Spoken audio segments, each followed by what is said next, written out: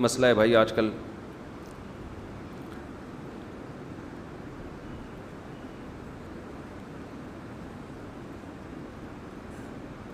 اب بھائی یہی مسئلے آج کل نوجوانوں کے ساتھ بہت ہو گئے ہیں ہینڈ پریکٹس کے. مسئلہ یہی ہے کہ اپنے آپ کو بچاؤ، نکاح کرو بر وقت.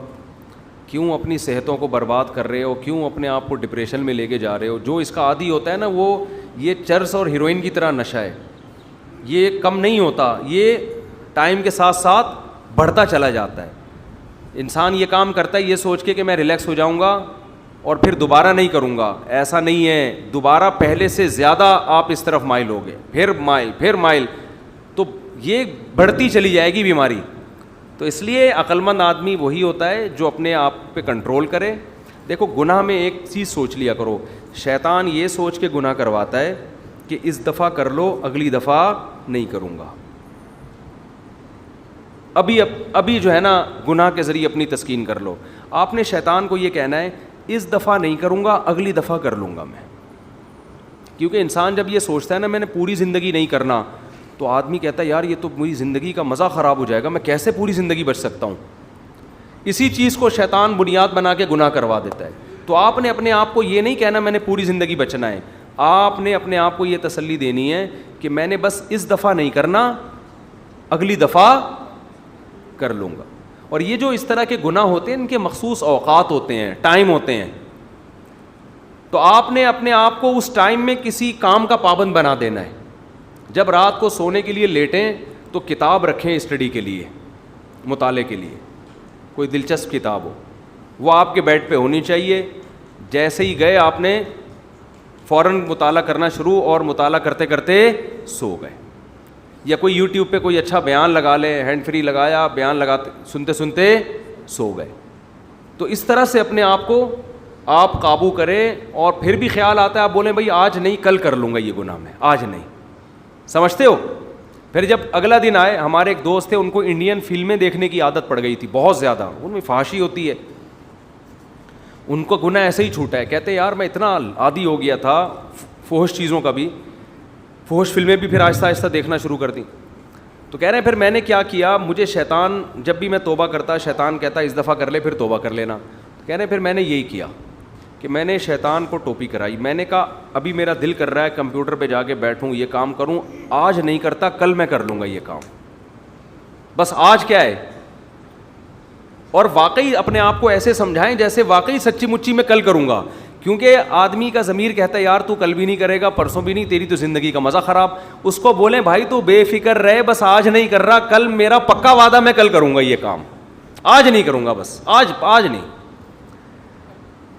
تو وہ صاحب نے مجھے کہا میں نے یہ سوچ کے سو گیا کہ آج نہیں، کل میں کتنا ٹائم ہے یار، کل کر لیں گے، کوئی بھاگا تھوڑی جا رہا ہے، کمپیوٹر کوئی بھاگ جائے گا یہاں سے، کمرہ بھاگ جائے گا، یا انٹرنیٹ ہمیشہ کے لیے بند ہو جائے گا. کہہ رہے ہیں اگلا دن جب آیا ہے نا تو میں نے اپنے نفس سے یہ کہا کہ آج سو جا کل کر لینا.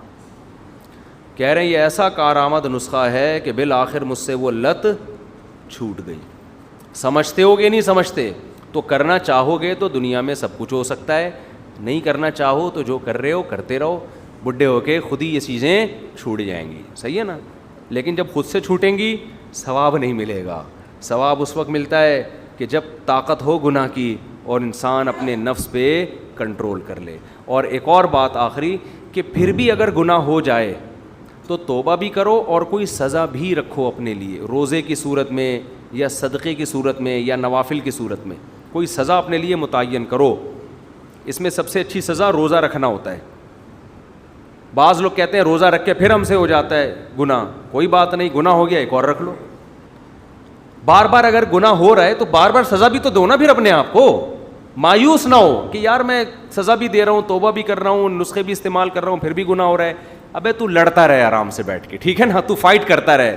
اسی فائٹ میں تیری جان چلی جائے بخشش کا چانس ہے. لیکن فائٹ کرنا چھوڑ دی اور گناہ کے سامنے ہتھیار ڈال دیے، اب بخشش کے چانسز بہت کم ہو جائیں گے. سمجھتے ہو؟ لڑتے رہو گناہ سے، لڑتے رہو، کبھی وہ آپ کو دبا لے، کبھی آپ نے شیطان کو پٹخ دیا. حضرت مجذوب رحمۃ اللہ علیہ کا بڑا اچھا شعر ہے نا کہ نہ چت کر سکے نفس کے پہلواں کو، یعنی ہمارا جو نفس ہے نا، ہماری جو دلی خواہشات ہے، یہ پہلوان ہے، اگر تو اس کو پچھاڑ نہیں سکتا تو یوں ہاتھ پاؤں بھی ڈھیلے نہ ڈالے. پہلوان کو آپ پچھاڑ نہیں سکتے تو یہ تھوڑی کہ یوں کر کے اس کے سامنے جا کے کھڑے ہو جائیں گے، سر جہاں مکہ لگانا چاہیں آپ کے سامنے میں حاضر ہوں.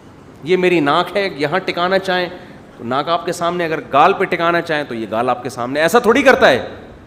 ہم نے تو اپنے آپ کو خواہشات کے حوالے ایسے کر دیا ہے کہ خواہشات سے کہا ہے جو گناہ ہم سے آپ کروانا چاہتے ہیں آپ کے لیے خصوصی پیکیج ہے، جو مرضی کروا لو ہم سے، ہم اپنی خواہشات کے خلاف نہیں چلیں گے. ہم نے اپنے آپ کو ایسا بنا دیا ہے. تو حضرت مجذوب رحمۃ اللہ علیہ جو مولانا اشرف علی تھانوی کے مرید تھے، انہوں نے بڑا پیارا شعر کہا، نہ چت کر سکے نفس کے پہلواں کو تو یوں ہاتھ پاؤں بھی ڈھیلے نہ ڈالے.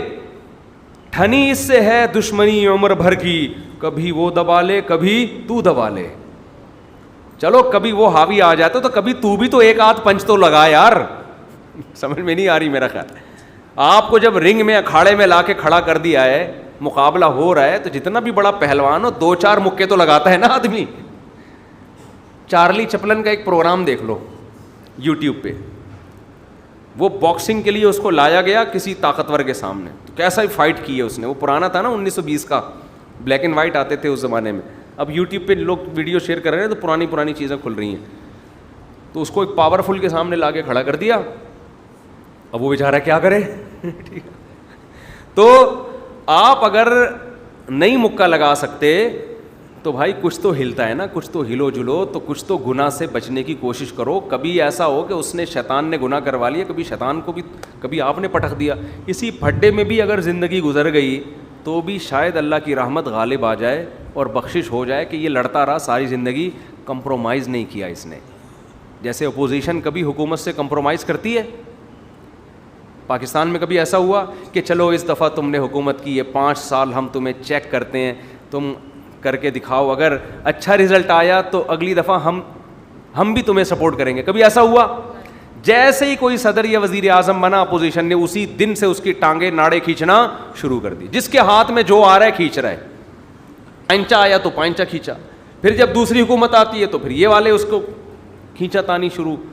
تو کام کرے گا کون؟ جب کھینچا تانی میں ہی زندگی گزر جائے گی تو حکومت پراپر طریقے سے کرے گا کون میرے بھائی؟ تو بس یہی چلتا رہے گا. امام مہدی اسی میں آئیں گے، ٹھیک ہے نا. وہ تو خیر کیا کہہ رہا تھا میں، تو نہ چت کر سکے نفس کے پہلواں کو تو یوں ہاتھ پاؤں بھی ڈھیلے نہ ڈالے. ٹھنی اس سے ہے دشمنی عمر بھر کی، کبھی وہ دبا لے کبھی تو دبا لے. تو گناہ اگر شیطان نے کروا بھی دیا نا تو سزا دو. اب نیکی کرو، صدقہ دو کچھ، اور پہلے سے طے کر لو بھائی تجھ سے یہ گناہ ہوا تو اتنے پیسے صدقہ کروں گا میں. ہمارے ایک شاگرد ہیں تو وہ انہوں نے کیا کہا، تکبیر اولیٰ سے پابندی نہیں ہو رہی تھی، اس نے کچھ اپنے اوپر رقم رکھ لی کہ یار جس دن تکبیر اولیٰ چھوٹ گئی اتنے پیسے صدقہ کروں گا.